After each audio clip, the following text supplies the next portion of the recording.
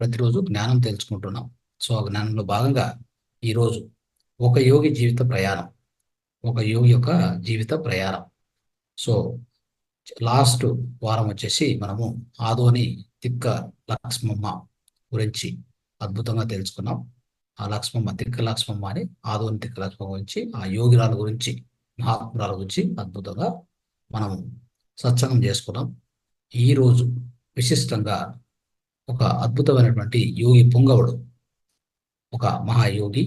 ఆయన గురించి సద్గురు జగన్నాథ స్వామి, ఆయన గురించి అంటే ఇట్లా ఎంతో మంది, ఇంతకుముందే నేను చెప్పినట్టుగా ఎందరో మహానుభావులు, అందరికీ వందనాలు.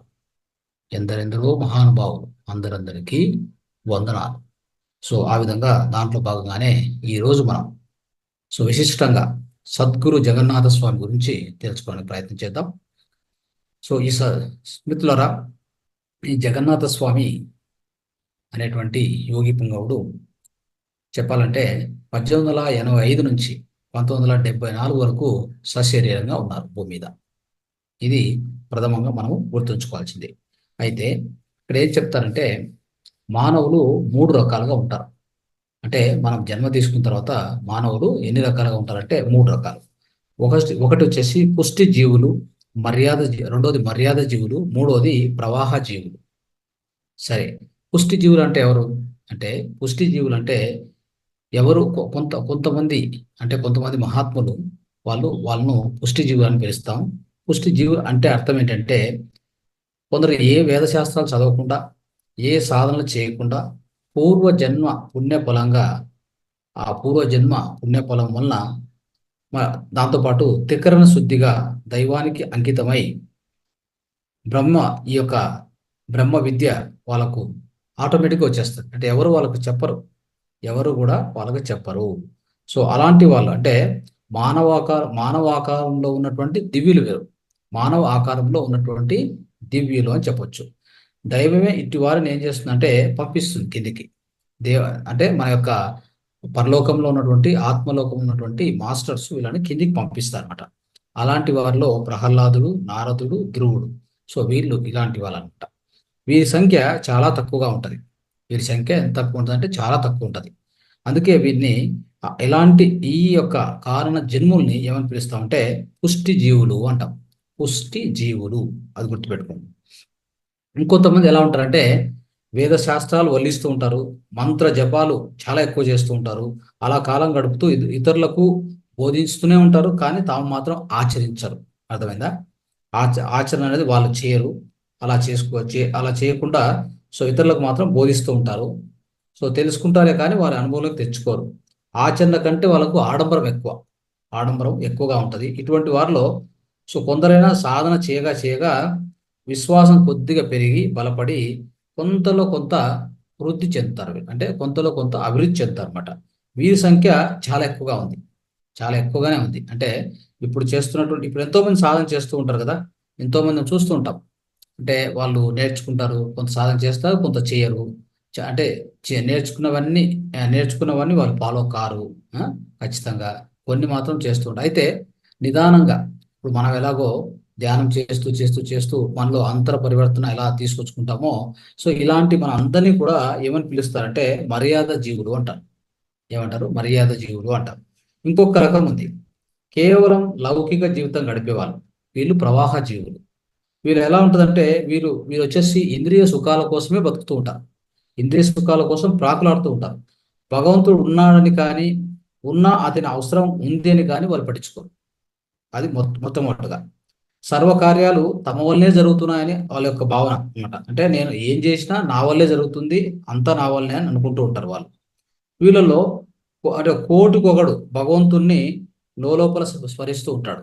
కోటికి ఒక్కడు ఇట్లాంటి వాళ్ళలో భగవంతుని లోపల స్మరిస్తుంటాడు. వీరి సంఖ్య చాలా ఎక్కువ, చాలా చాలా ఎక్కువ ఈ ఈ లోకంలో. అంటే ఇప్పుడున్న ప్రపంచంలో ఇది చాలా చాలా ఎక్కువ అనమాట. ఈ విధంగా ఈ మూడు రకాల జీవుల్లో మన సద్గురు జగన్నాథ స్వామి వచ్చేసి పుష్టి జీవుల కోవకు సంబంధించినటువంటి వాళ్ళు అని అర్థం చేసుకోవాలి మీరు. ఓకే, ఎందుకు ఏంటి అంటే దానికి జవాబు మనకు కొద్దిగా మనం అర్థం చేసుకుంటూ పోతే లోతుగా ఆయన గురించి తెలుసుకుంటూ పోతే మనకు అర్థమవుతుంది. ఓకే, ఇప్పుడు ఆయన గురించి తెలుసుకుందాం. ఓకే, సో ఏంటంటే ఈయన మన సద్గురు జగన్నాథ స్వామి గారు ఒంగోలు పట్టణంలో కోట సుబ్బయ్య, కామమ్మ అనేటువంటి వైశ్య దంపతులకు పుట్టారు. ఎప్పుడు పుట్టారు? 1885లో. అది కూడా 11వ తేదీ ఆగస్టు 1885 నాడు జగన్నాథ స్వామి పుట్టారన్నమాట. అది కూడా పార్థివ సంవత్సర శ్రావణ శుద్ధవి ఆ రోజు మంగళవారం రోజు పుడతారు. ఈ పసుగందుగా ఉన్నప్పుడే, సో ఎవరు లేనప్పుడు, ఈ పసుగందుగా ఆయన పసుగందుగా ఉంటాడు. అంటే ఉయ్యాల్లో పండబెట్టింటారు. ఎవరు లేనప్పుడు ఆ ఉయ్యల్లోనే యోగాసనాలు వేసేవాడు. చూడండి ఎలా ఉందో. సో అప్పుడు ఆ ఉయ్యాల్లోనే యోగాసనాలు వేసేవాడు అనమాట. తర్వాత మహర్షులు సూక్ష్మ రూపంలో వచ్చి అతనితో మాట్లాడిపోయేవారు ఆ వయసులోనే. ఆయన 6 ఏండ్లు ఉండగానే, బాలుడుగా ఉన్నప్పుడే తల్లిదండ్రులు ఇద్దరు చనిపోతారు. అర్థమైందా? సో అంటే ఇది ఏంటో కానీ ఎందరో మహాత్ములు మనం చూస్తూ ఉంటాం. వాళ్ళ తల్లిదండ్రులు దాదాపు తల్లి తండ్రి లేదా ఇద్దరు కూడా చనిపోవడం ఖచ్చితంగా జరుగుతుంది. చిన్న వయసులోనే చనిపోవడం అనేది పరిపాటి అయిపోయింది అనమాట. ఎందుకంటే ఈ మహానుభావులు ఇక వీళ్ళకు ఎలా అంటే, ఒక తల్లి తండ్రి ఉంది, లేదా తమ్ముడు అన్న ఉన్నారు, ఇంకెవరెవరో బంధువులు ఉంటే ఏమవుతుంది, వీళ్ళను పక్కదారి పట్టిస్తారు అనమాట. వీళ్ళు వచ్చినటువంటి వీళ్ళంతా కారణ జన్మం. ఏదో ఒక పర్పస్ ఉంటే ఏదో ఒకటి చేయాలనే వస్తారు భూమి మీదకి.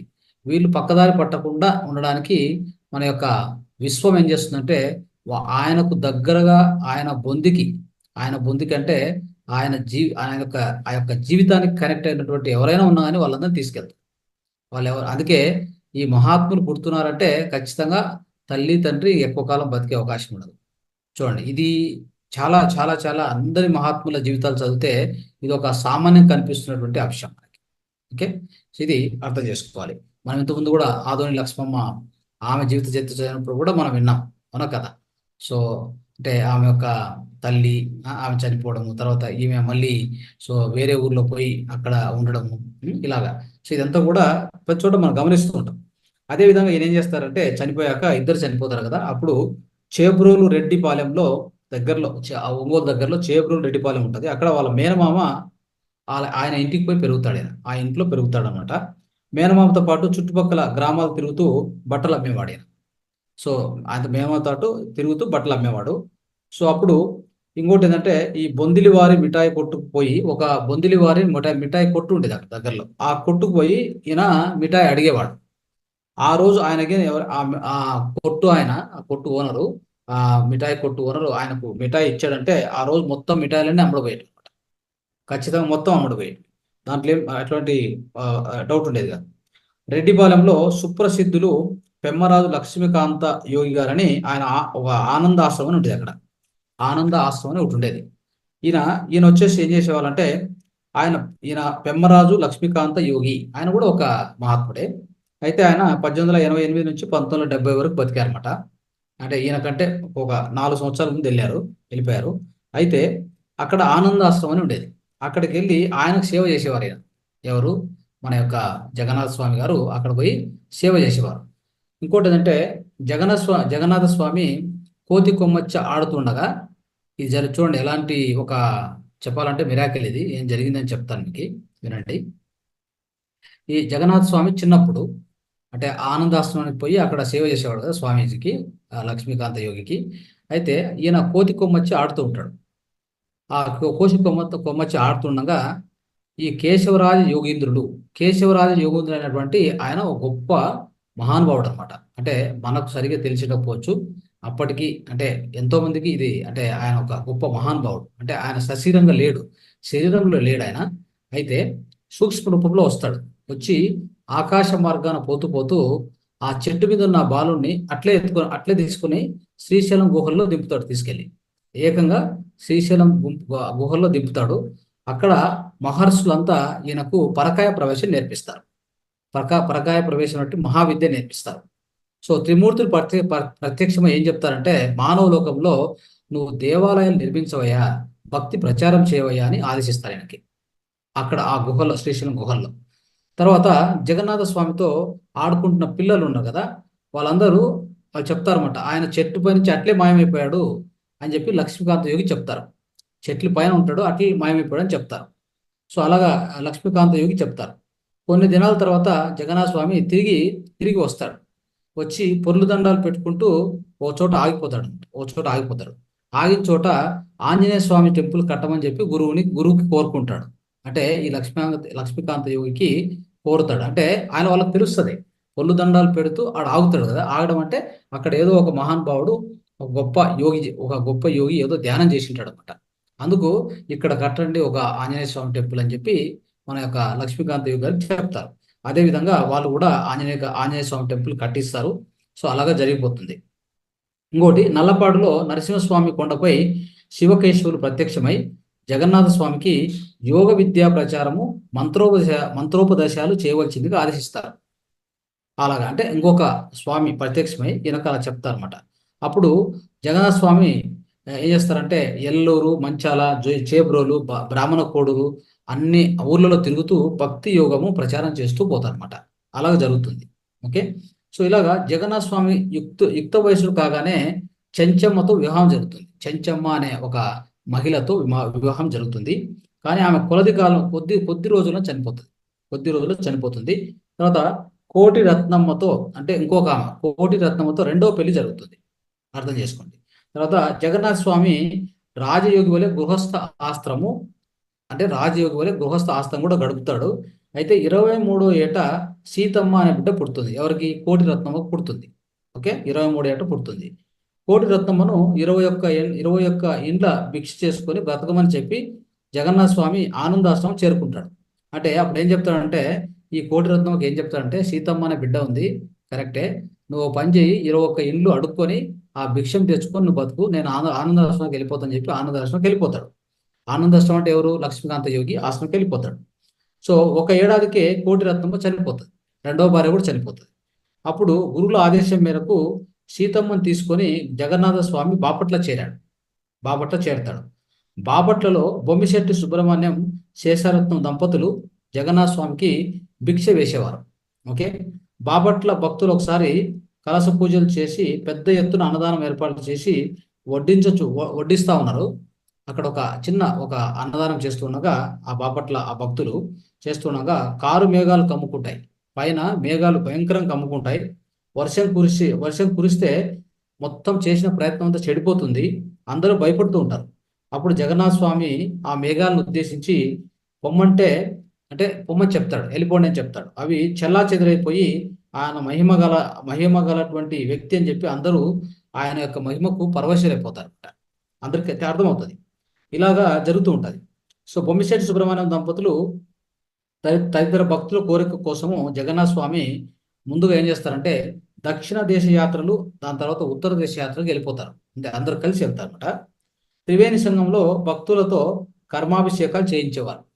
కాశీలో గంగా స్నానం చేస్తుండగా వారి వెంట పోయిన భక్తులు వాళ్ళు అడుగుతారు, తమ పాపాలు పరిహారం చేయడానికి అంటే మేము గంగా స్నానానికి వచ్చాం కదా, మా యొక్క స్నానం చేయడం వల్ల, గంగా స్నానం చేయడం మరి అందరూ పాపాలు పోతాయని చెప్తారు కదా, మరి మా పాపం పోయిందని తెలుసుకోవడానికి ఏంటి నిదర్శనం అని అడుగుతారు. అడిగినప్పుడు అప్పుడు ఏం చెప్తారంటే జగన్నాథ స్వామి గారు చూడండి, భక్తులతో సో పాప పరిహారార్థం ప్రార్థన చేయిస్తాడు. అంటే అందరూ కూడా తమ వాళ్ళ చేతుల్లో గంగాజలం పెట్టుకుంటారు, అట్లే ప్రార్థన చేపించిన తర్వాత ఆ గంగా జలాన్ని నీటిలో వదలండి అని చెప్తాడు. వదలని చెప్తానే అందరూ కూడా నీటిని వదులుతారు. వదిలితే అక్కడ ఎలా ఉంటుందంటే ఆ నీటి పైన ఏదో నూనె కదా మనం చల్లితే నీటి పైన తేలాడుతూ ఉంటుంది కదా, అలాగా తేలాడుతూ ఉంటుంది. అప్పుడు చూపిస్తాడు, ఇదే మీ పాప పరిహారం జరిగింది, ఇలా మీ పాప పరిహారం జరిగింది అని చెప్పి నిదర్శనం ఆయన చూపిస్తారు అనమాట. సో ఇట్లాంటి ఇంకా ఎన్నో చేస్తూ ఉంటారు ఆయన.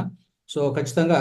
తర్వాత జగన్నాథ స్వామి నల్లపాడులో ఉండగా, ఒకసారి నల్లపాడు అనే ఊర్లో ఉండగా కేశవ రాజయోగింద్రుల వారు అంటే మీకు తెలుసు, రాజయోగింద్ర అంటే ఆయన శశీరుడు కాడు, అయితే ఆయన ఒక గొప్ప యోగింద్రుడు. ఈయనకు ఎప్పుడు అవసరం ఉందో అప్పుడంతా వస్తూ ఉంటాడు ఈయన దగ్గరికి. ఓకే. సో ఇలాగా ఆయన ఏం ఆదేశిస్తాడంటే ఒక పుడకతో ఇసుకపై ఆలయ నిర్మాణానికి ప్లాన్ గీయించారు. అప్పుడు కొమ్మనూరు నరసింహ అనేటువంటి అతను దాన్ని కాగితంపై పెడతాడు. అంటే ఏం చెప్తాడు, ఒక ఆలయాన్ని నిర్మించమని చెప్తాడు. సో జగన్నాథ స్వామి దేవాలయ నిర్మాణం కోసం ఆ స్థలము బాపట్ల చీరాల్లో వెదికి చీరాల నుండి పొన్నూరు దాకా పొర్లు దండాలు పెడుతూ వెళ్తాడు. చూడండి ఎలా ఉందో. అంటే ఆయన కట్టమని చెప్తారు ఒక టెంపుల్ను, ఎవరు రాజయోగేంద్రులు. దాని కోసము బాపట్ల నుంచి చీరాల వరకు వెతకడానికి చీరాల నుండి పొన్నూరు దాకా పొర్లు దండాలు పెడతాడు ఆయన. ఎవరు? మన జగన్నాథ స్వామి. బస్ స్టాండ్ ఎదురుగా ఆగిపోతారు. అది ఋషులు తపస్సు చేసిన స్థలము అని గుర్తించి ఆ స్థలమే ఎంపిక చేస్తారు. చూడండి, పొన్నూరులో ఈశ్వరమ్మ అనే భక్తురాలు స్వామికి ఆశ్రయం కల్పించినది. స్వామి కాలుకు అంటే ఎలాంటిదంటే, ఆ ఈశ్వరమ్మ అనే ఆమె ఊరు ఊరు తిరిగి 1108 మంది దంపతులను ఒప్పించి ఆ ద్రవ్యం సంపాదించి ఆ యొక్క ఆలయాన్ని కట్టిస్తారు. అలాగా జరిగిపోద్ది అనమాట. సో ఈ విధంగా ఎన్నో జరుగుతూ ఉంటాయి. తర్వాత ఇంకేముందంటే, తర్వాత చూడండి, ఆ కొండపైన ఆంజనేయ స్వామి ఆ విగ్రహం చెక్కించారు. అయితే ఆ కొండపైన చిరుత పులులు ఉండేటివన్నమాట. ఆ చిరుత పులులు ఈ దంపతుల వైపు రాకుండా ఈయన ఏం చేస్తారంటే, జగన్నాథ స్వామి శాసిస్తారు. ఏ చిరుత పులు వీళ్ళ దగ్గరికి రాకూడదు అని కూడా శాసిస్తారు అనమాట. అంత గొప్పగా జరుగుతుంది. సో ఈ విధంగా స్వామి ఊరూరు తిరిగి వేల సంఖ్యలో భక్తులను జపదీక్షలు ఇచ్చి కొన్ని కోట్ల జపం చేయించారన్నమాట. బొంబాయి నుండి ట్రాలీలు తెప్పించి, చూడండి, నూర్ల జతల ఎడ్లు కట్టించి ఆ భారీ విగ్రహాన్ని చేబ్రోలు వంతెన దాకా తీసుకొచ్చినారు. అంటే ఈ యొక్క విగ్రహం ఇది ఇప్పుడు అంటే యోగీంద్రులు, కేశవరాజు యోగీంద్రులు చెప్పినట్టుగా ఈ టెంపుల్ కడుతూ ఉన్నారు. కట్టేటప్పుడు ఆ భారీ విగ్రహాన్ని చేబ్రోలు వంతెన దాకా తీసుకొచ్చి అక్కడి నుంచి దాటించాలి. ఇప్పుడు వంతెన కూలిపోతుందని ప్రభుత్వం అనుమతించలేదు. చూడండి, అనుమతించకపోతే అప్పుడు ఏం చేస్తారంటే, జగన్నాథ్ స్వామి గారు నేను దీని బాధ్యత తీసుకుంటానని చెప్పి తన యోగ బలంతో ఆ విగ్రహాన్ని పొన్నూరు దేవాలయం ప్రాంగణానికి తీసుకొస్తారు. ఏమీ కాదు, ఏమీ జరగకుండా తీసుకొస్తారన్నమాట. సో అప్పుడు ఈ ఆంజనేయ గరుడ విగ్రహ ప్రతిష్టన సమయాన స్వామి అద్భుతాలు చేశారు. అంటే ఆ ప్రతిష్ట జరిగేటప్పుడు కూడా స్వామి ఎంతో అద్భుతాలు చేస్తారన్నమాట. సో ఈ విధంగా జరుగుతుంది. సో తర్వాత ఈ ఆంజనేయులు అంటే ఈ ఈ కనిగల్పుల ఆంజనేయులు అంటే ఈ యొక్క తీసుకొచ్చారు. తర్వాత ఈ ఆంజనేయ గరుడ విగ్రహాల ప్రతిష్ట సమయాన స్వామి అద్భుతాలు చేశారు. ఎలాంటి అద్భుతాలు అంటే, చూడండి, ఇక్కడ కనిగల్పుల ఆంజనేయులు జాలమ్మ దంపతులు ఉంటారు. వాళ్ళకు 4 ఏళ్ళ అబ్బాయి ఉంటాడు. పూర్వజన్మలో అతడు గొప్ప తపస్వి. ఆ అబ్బాయి కొద్దిపాటి కర్మశేషం పూర్తి చేసుకోవడానికి పుట్టి ఉంటాడు. ఆ ఆంజనేయ ప్రతిష్ట తర్వాత ఈ దంపతులు గుంటూరు చేరుతారు. ఆ దంపతులు ఏం చెప్తారంటే, స్వామి ఏం చెప్తారంటే, నేను వైకుంఠం పంపిస్తాను అని చెప్తారు. అంటే ఆ వైకుంఠం పంపుతాను అని స్వామి అడిగితే వాళ్ళు వద్దు అన్నారు.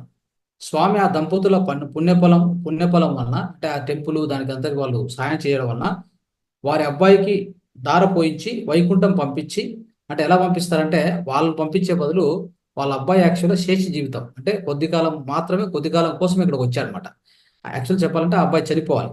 అప్పుడు ఈయన వాళ్ళ యొక్క పుణ్యఫలం వలన అతను ఏం చేస్తారంటే, ఆ టెంపుల్లోనే పెట్టి ఆయన సూక్ష్మ రూపాన్ని పైకి పంపిస్తారు.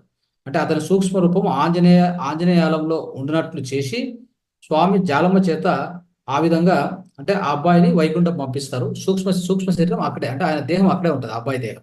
సో ఇలాగ జరుగుతుంది. అంటే ఇలాంటి ఎన్నో కొన్ని ఆశ్చర్యకరమైన విషయాలు జరిగాయి అనమాట. తర్వాత జగన్నాథ స్వామికి నల్లపాడులో అనంతచార్యులు అనేటువంటి ఒక ఆయన ఉండేవాళ్ళు. ఆ ఆచార్యుల తల్లి స్వామివారిని కన్న కొడుకోలే ఆదరించేదనమాట. చూడండి, జగన్నాథ స్వామి నరసింహస్వామి కొండపై ఉన్నప్పుడు ఒక గోప వనిత తిరిగి చెంబుతో పాలు తాగించి వచ్చేది. అంటే ఎలాంటిదంటే, ఈమె ఈ ఆచార్యుల తల్లి ఉంది కదా, స్వామివారిని కన్న కొడుకులు ఎలా చూసుకునేదంటే, ఆమె వెళ్ళి ప్రతిసారి కూడా ఓ చెంబుతో పాలు ఇచ్చి తాగిచ్చి వచ్చేది. ఎక్కడున్నప్పుడు అంటే, ఆయన పర్టికులర్గా ఈ యొక్క కొండపైన ఉన్నప్పుడు, నరసింహస్వామి కొండపైన ఉన్నప్పుడు. అయితే షిరిడి సాయి బాబాకు కూడా మీకు తెలిసే ఉంటుంది. సో ఎలాగైతే బాయి జామ్ అనేది కదా, ఆమె చేసినట్టుగా ఈమె జగన్నాథ స్వామి చేస్తూ ఉంటుంది, అలాంటి సేవ చేస్తూ ఉంటుంది. అయితే అనంతాచార్యుల కూతురును జగన్నాథ స్వామి లక్ష్మణాచార్యులకి ఇచ్చి పెళ్లి చేస్తారు. లక్ష్మణాచార్యులు నిరంతరం జగన్నాథ స్వామి వెంట తిరుగుతూ నృత్య గానాలు చేస్తూ భక్తి ప్రచారం చేస్తూ అలాగా ముందుకు వెళ్తూ ఉంటారు అన్నమాట. అయితే జగన్నాథ స్వామి ఆనందాశ్రమంలో ఉన్నప్పుడు, చూడండి, జగన్నాథ స్వామి ఆనందాశ్రమం ఉన్నప్పుడు ఒకసారి కొందరు మిత్రులతో కలిసి శ్రీశైలం యాత్రకు వెళ్తారు. అందరూ మిత్రులతో కలిసి శ్రీశైలం యాత్రకు వెళ్తారు. వెళ్ళినప్పుడు ఏంటంటే, కొండ ఎక్కిపోతున్నప్పుడు కాలు జారి లోయలో పడిపోతారు. లోయలో పడిపోతే అది అంటే వాళ్ళకి ఎలాంటి దెబ్బలు తగలకుండా వీళ్ళంతా కింద పోయి ఎక్కడ పడతారంటే ఒక మహర్షి ఆశ్రమం ఒడిలో పడతారు. ఆ మహర్షి ఆశ్రమం ఒడిలో పడతారు. ఆ మహర్షి జగన్నాథ స్వామిని దగ్గరికి తీసుకొని ఆ నాలుక పైన బీజాక్షరాలు రాస్తారు. జగన్నాథ స్వామి కూడా కింద పడిపోతారు లోయలో. ఆయన దగ్గర పిలుచుకొని ఆ మహర్షి అక్కడే ఉంటారు కదా, ఆయన ఆయన నాలుక మీద బీజాక్షరాలు రాస్తారు. బీజాక్షరాలు రాసి జగన్నాథ స్వామి ఆనందష్టం అంటే అలా జరుగుతుంది. తర్వాత జగన్నాథ స్వామి ఆనందష్టంలో ఉన్నప్పుడు కేశవరాజ యోగీంద్రులు ఉదయం 6 గంటలకు వచ్చి జగన్నాథ స్వామి ఈ జీవుణ్ణి పరలోకాలకు తీసుకుపోయి త్రిమూర్తుల లోకాలు చూపించి రాత్రి 10 గంటలకు మరలా శరీరంలో ప్రవేశింపజేసేవాళ్ళు. చూడండి ఎంత అద్భుతంగా జరుగుతుంటుందో.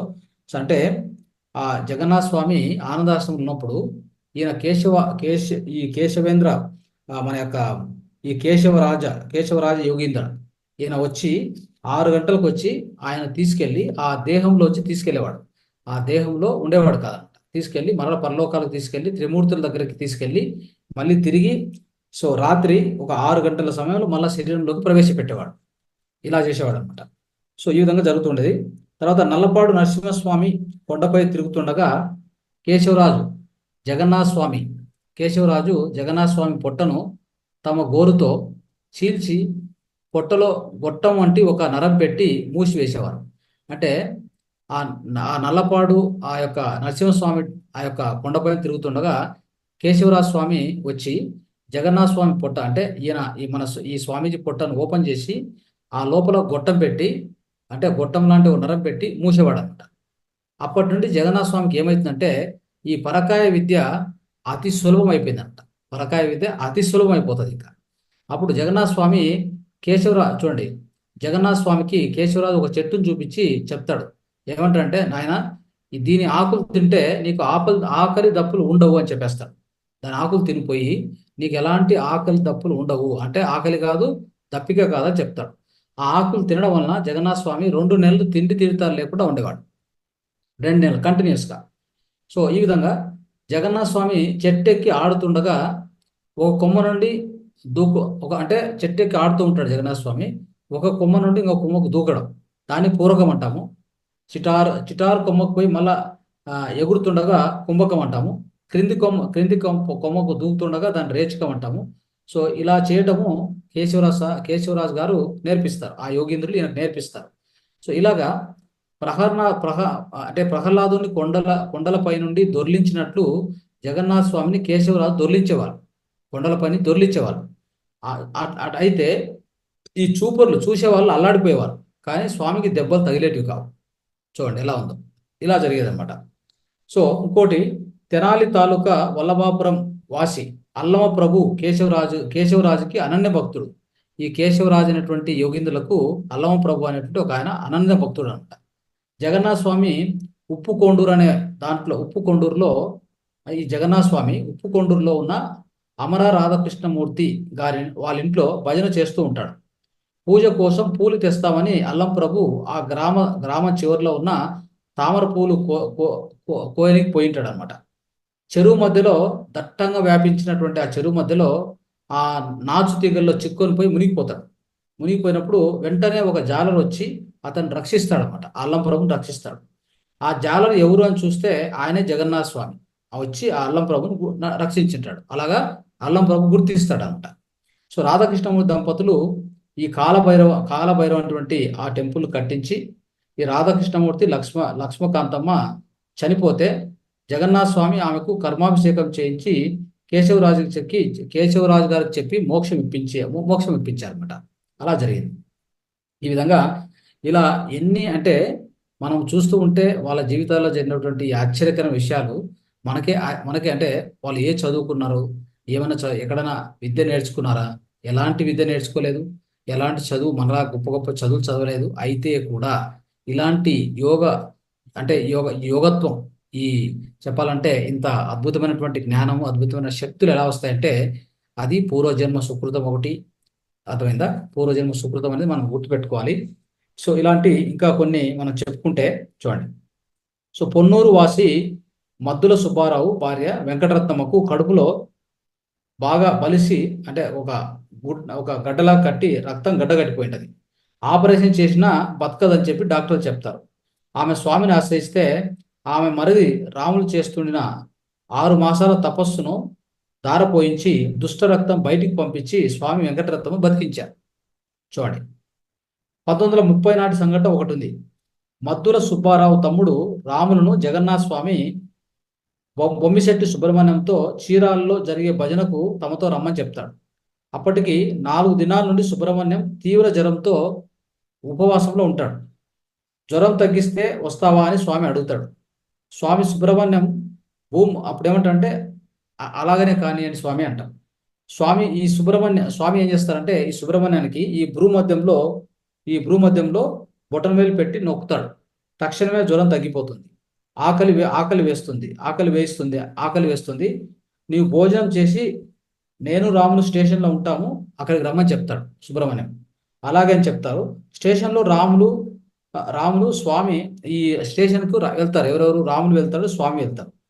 ఆ యొక్క స్వామి యొక్క శరీరాన్ని ముట్టుకుంటే కాలిపోతూ ఉంటుంది అన్నమాట. ఇదేమిటి స్వామి ఇంత వేడిగా ఉంది మీ ఒళ్ళు అంటే, సుబ్రహ్మణ్యం జ్వరం నేను తీసుకున్నానయ్యా అంటాడు. అలా జరుగుతుంట. స్వామి యొక్క కరుణకి ఇది ఒక గొప్ప నిదర్శనం అని చెప్పాలి. అప్పుడు స్వామి ఏం చేస్తారంటే కుంభకం చేసుకొని ఆ జ్వరాన్ని ఇమ్మీడియట్గా తక్షణమే తగ్గించుకుంటారు. అయితే బాగా నీరసించిపోయింటాడు. సో ముగ్గురు కలిసి చీరాల భజనకు పోతారు. జగన్నాథ స్వామివారి జగన్నాథ స్వామి వారికి సర్వభూత దయ ఉంది అనడానికి మరో ఉదాహరణ చెప్పుకుందాం ఇక్కడ. ఒకసారి స్వామి పూజాపతి కోసం మామిళ్ళపల్లికి పోయి మళ్ళీ తిరిగి తిరువీధుల రత్తయ్య ఇంట్లో బస చేసి పగలంతా తిరిగి రాత్రి ఇంటి పంచెలో పడుకుంటాడు. వాళ్ళ ఇంటికి వెళ్తాడు. ఇంకొక ఊరికి వెళ్తారు. సో అక్కడ మామిళ్ళపల్లి ఆ తిరువీధుల్లో రత్తయ్య ఇంట్లో బస చేస్తాడు. పగలంతా తిరిగి వచ్చింటాడు కదా, రాత్రి పడుకుంటాడు వాళ్ళ ఇంటి పంచలో. అర్ధరాత్రి ఒక కుక్క ప్రసవ వేదన భరించలేక, ఒక కుక్క వచ్చేసి అది ప్రసవించాలి, యాక్చువల్గా బిడ్డలు కనాలి. ఆ ప్రసవ వేదన భరించలేక స్వామివారి మంచం వద్దకు వచ్చి మూలుగుతూ అరుస్తూ ఉంటుంది. స్వామి దానిపై కరుణించి ఒడిలోకి తీసుకొని కుంభకం చేస్తాడు. ఆయన దగ్గర ఉంది కదా, విద్య ఉంది కదా, కుంభకం చేసి ఆ కుక్కను సుఖంగా ప్రసవించేలాగా చేస్తాడంట. సో ఇలాంటిది ఎన్నెన్నో జరుగుతూ ఉంటాయి స్నేహితులు. ఇవన్నీ కూడా వాళ్ళు చేసినటువంటి అద్భుతాలు ఇవన్నీ.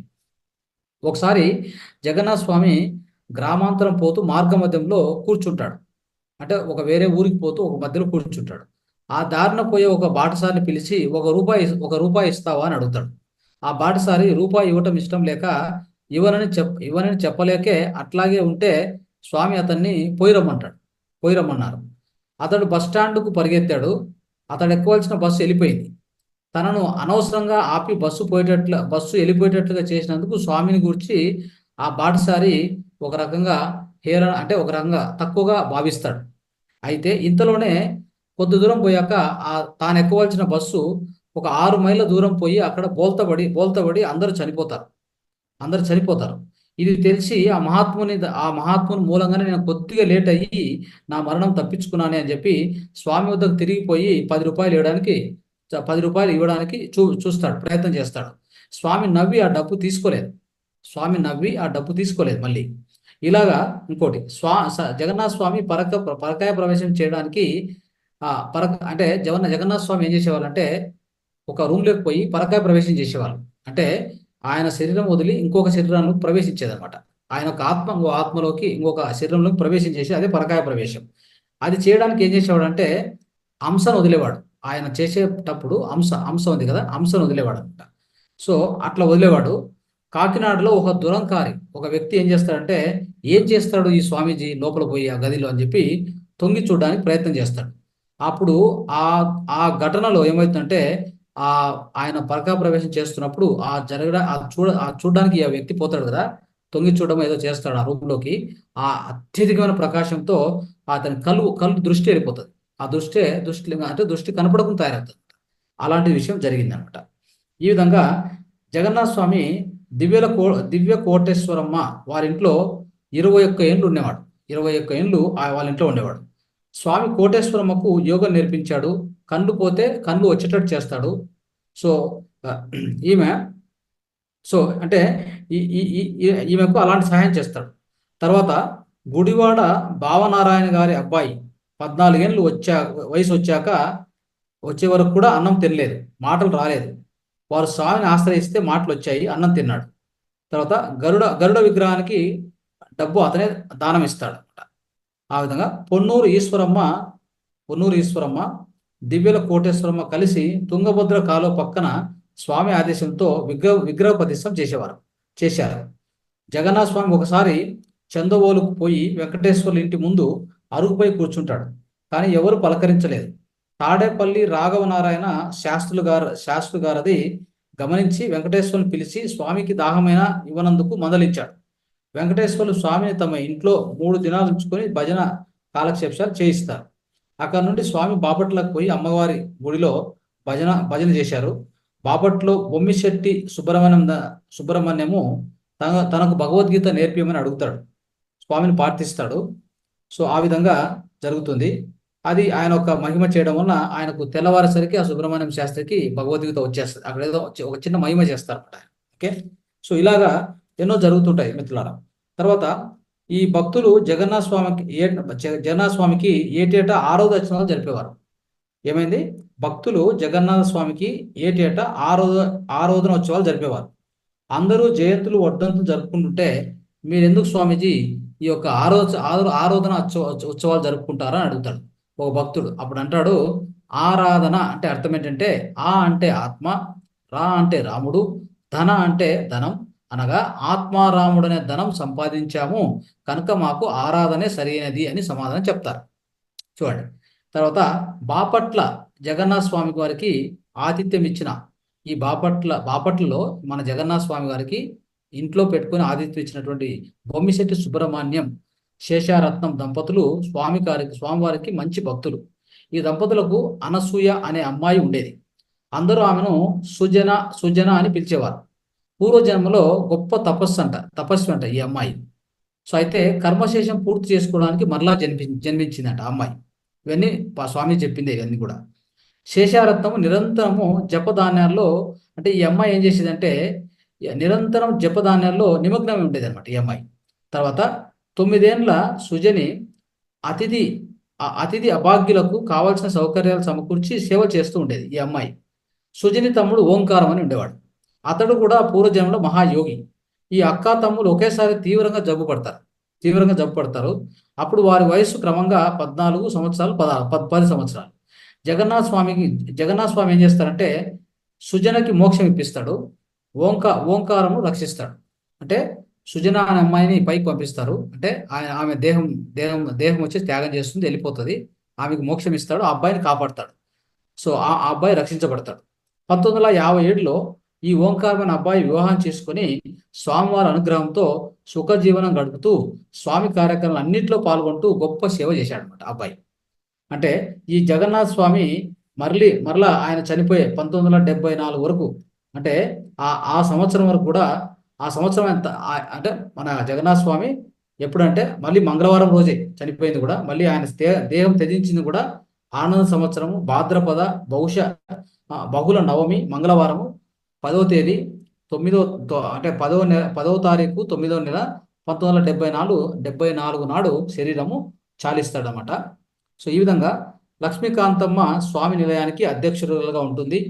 ఈ నిలయాన్ని సక్రమంగా నడుపుకుంటూ ఈ ఓంకారమైన అబ్బాయి జగన్నాథ స్వామి వారికి హనుమంతుడుగా భజనలు చేస్తూ నృత్య గానాలతో భక్తులను రంజింపచేస్తూ స్వామి పద్యాలను పాడుతూ సేవ చేస్తూ ఉన్నాడు అనమాట.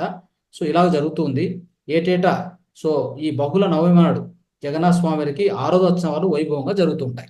ఇది స్నేహితులారా ఈరోజు మనం తెలుసుకున్నటువంటి మన యొక్క అద్భుతమైన ఈ జగన్నాథ స్వామి యొక్క ఆయన గురించి అద్భుతంగా తెలుసుకున్నాం. ఆయన మహిమలు, ఆయన జీవిత ప్రయాణము, ఇదంతా కూడా మనం తెలుసుకుంటే ఇది అంటే చెప్పాలంటే కూడా ఎంతో మనకే ఒక శక్తి వచ్చేలా ఉంటుంది ఇవన్నీ మనం వింటూ ఉంటే. అంటే ఇవన్నీ సాధ్యమా అంటే సాధ్యం అని చెప్పి వీళ్ళు నిరూపించారు. అందుకే వీళ్ళను మహాయోగులు, యోగ పుంగవులు, కారణ జన్ములు అన్నారు. అర్థమైందా? సో పత్రి సార్ కూడా 40 సంవత్సరాలు నిరంతరం ధ్యానం నేర్చుకొని ఆ రోజుల్లో ధ్యానం చెప్తే కూడా వినేవాళ్ళే.